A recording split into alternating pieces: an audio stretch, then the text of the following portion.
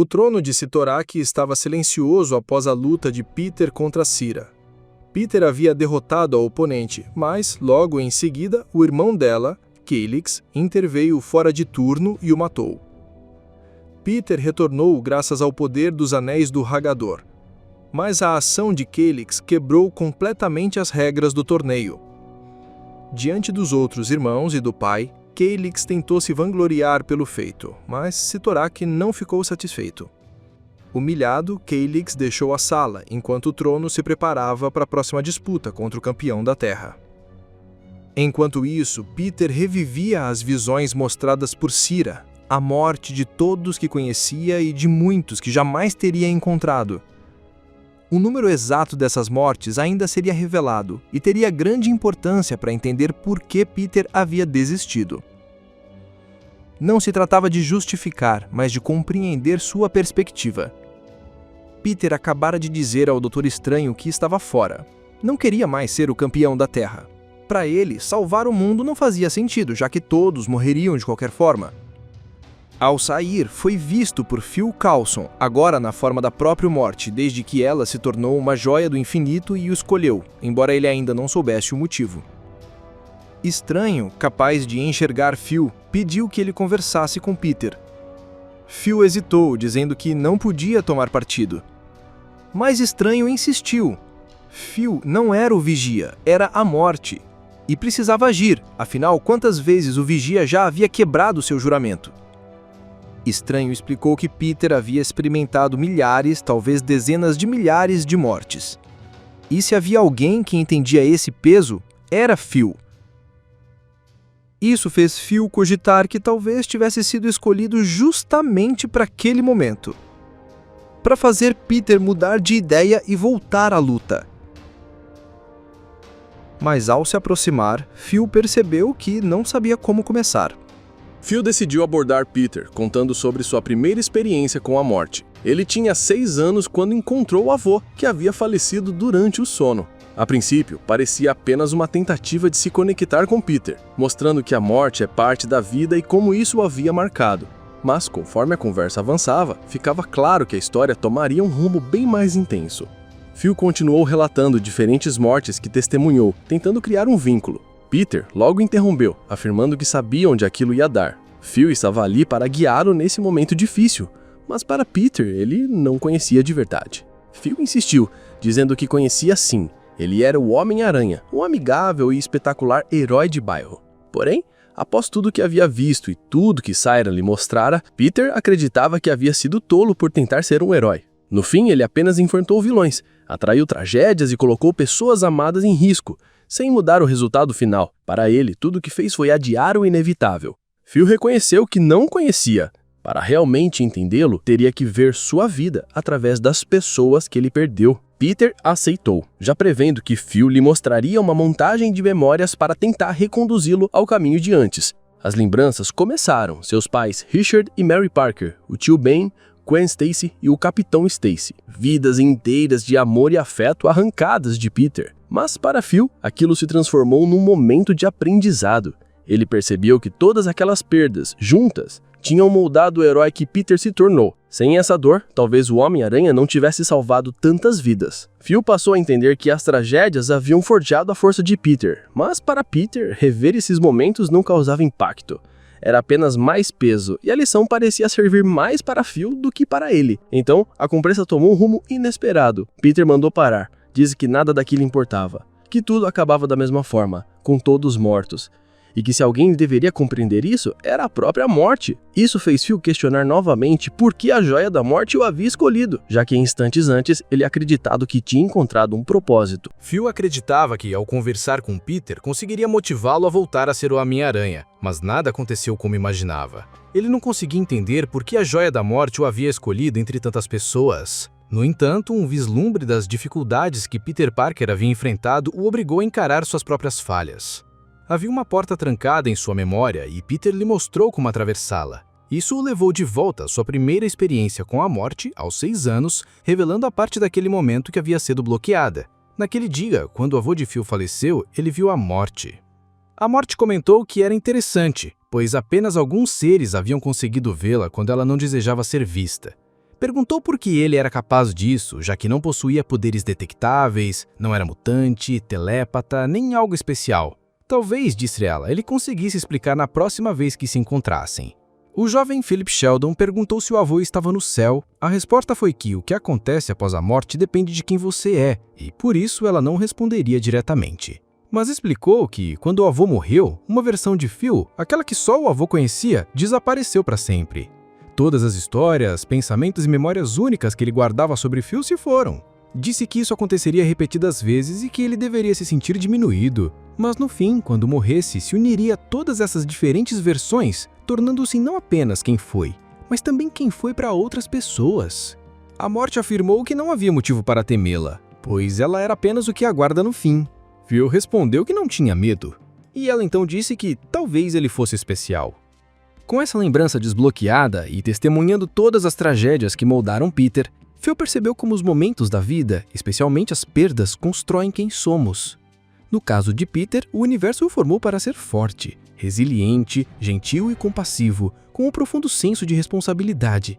Mas essa sequência interminável de mortes, muito além do que até a própria morte presencia, havia destruído o Homem-Aranha por dentro. Os Anéis do Ragador salvaram Peter Parker, mas a morte matou o Homem-Aranha.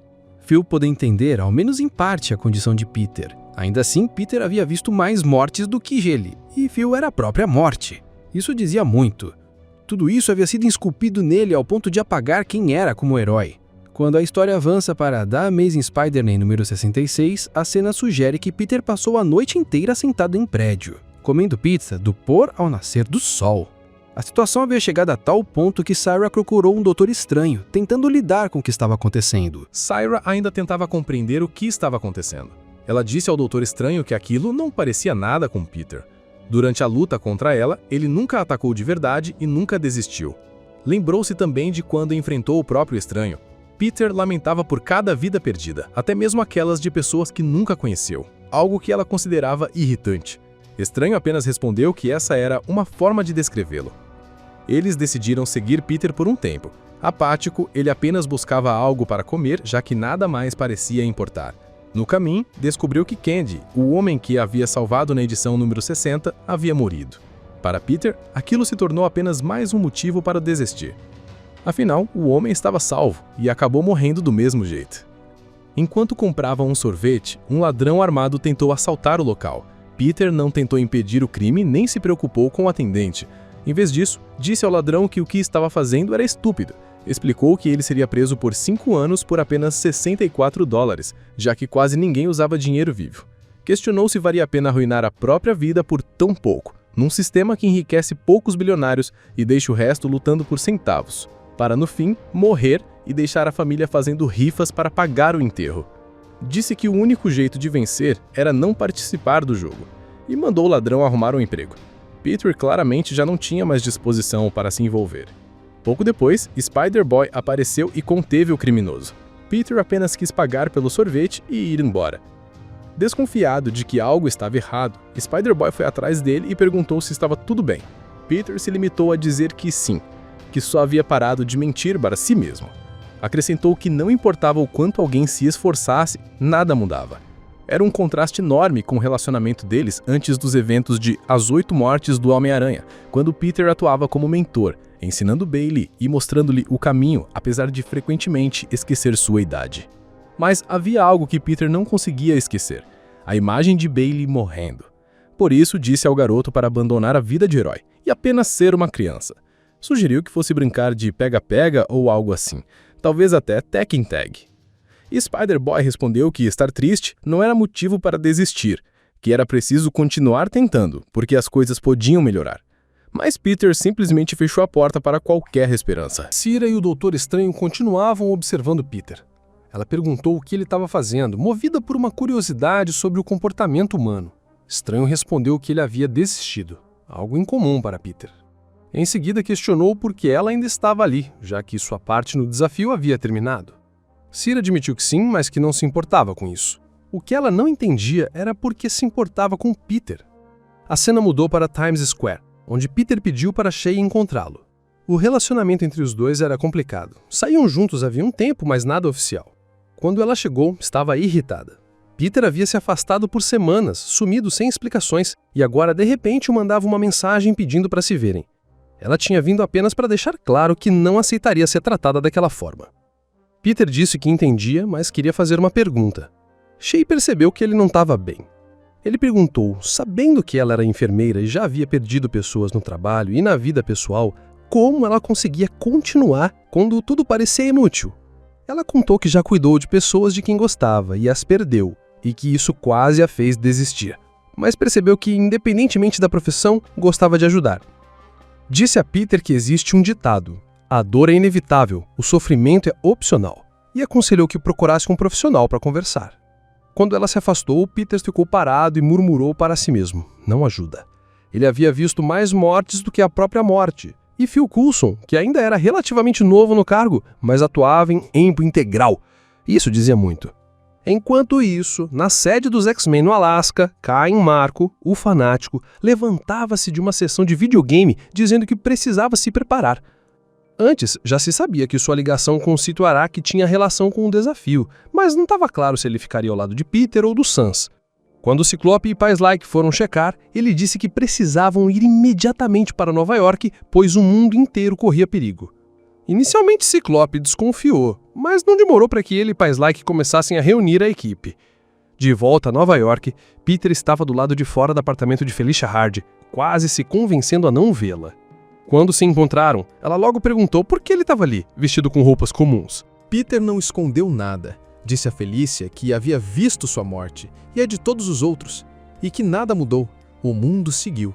Felicia, que já sabia sobre o desafio, respondeu que todos morrem, que essa é a forma como a história termina. Perguntou se ele havia vencido. Peter disse que não perdeu, mas também não ganhou, e que talvez nunca haja vitória. Confessou que não conseguia mais continuar em nada.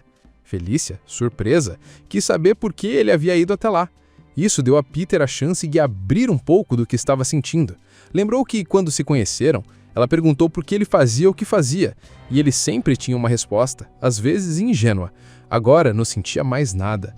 Felicia afirmou que, não importa o quão ruim esteja, ainda existe bondade no mundo, e se aproximou para beijá-lo. De longe, Doutor Estranho e Syra continuavam observando. Syra disse que achava entender os humanos, mas havia julgado todos por estranho. E Peter não era como ele. O novo campeão mostrara o quanto ela compreendia pouco. Ele buscava consolo justamente na pessoa cuja perda o destruiria. Algo sem lógica. Estranho respondeu que isso era a essência da humanidade e que Peter era a personificação disso. Foi então que um número surgiu. Estranho perguntou o que Syra havia feito com Peter. Ela respondeu que nada, além do que já havia feito com ele, apenas mais intensamente. Questionada sobre quanto mais, Syra revelou: na última vez em que se encontraram, Estranho suportou 89 mil mortes. Peter suportou 3 milhões e, mesmo assim, não soltou a lança. Saber esse número deixava claro porque nem Estranho, nem Phil conseguiam chegar até ele dizendo que compreendiam o que sentia. Era como comparar milhares de flexões feitas ao longo de uma vida com fazer todas de uma vez. O peso não era o mesmo. Syra percebeu que, após quebrar, Peter buscava conexão e disse que precisava entender o motivo. Mas antes disso, a história seguiu para Calix, que havia viajado para longe da corte rubra, além do caição, acompanhado de seus cães rubros. Assim como antes, ele estava desesperado para provar seu valor a seu pai, Sitaki, e buscava fazer exatamente isso novamente. Desta vez, Calix não buscava apenas a aprovação do pai, mas queria provar que era o mais forte entre os irmãos. Para isso, viajou até uma área proibida, determinado a descobrir por que seu pai não permitia que fossem até lá, e disposto a enfrentar qualquer coisa que encontrasse. Foi assim que chegou ao Blight. Calix o enfrentou e sobreviveu, sem qualquer ajuda de seu pai. Isso o convenceu de que não precisava mais dele, de que sua própria força era suficiente. E agora também sabia por que Sito Araki temia aquele lugar. O medo de perder o controle e de ver seu poder se esvair. Com esta revelação, Calix agiu por conta própria. Decidiu procurar seu irmão Kratos, o próximo dos filhos de Sito Araki que Peter deveria enfrentar. Mas ao chegar à Terra, não encontrou o campeão. Por um instante, lamentou a vitória sem batalha, perguntando se ninguém lutaria contra Kratos. Foi então que o fanático apareceu, declarando que os X-Men aceitavam o desafio. Ao seu lado estavam Tempus, Kid Ômega, Magia, Ciclope e Psylocke. A formação levantava dúvidas sobre as regras do desafio. Talvez a quebra de protocolo de Calix tivesse aberto espaço para qualquer coisa. Ou talvez não fosse isso, já que o fanático havia sido chamado antes de tal evento. De qualquer forma, estava claro que um grande desdobramento se aproximava.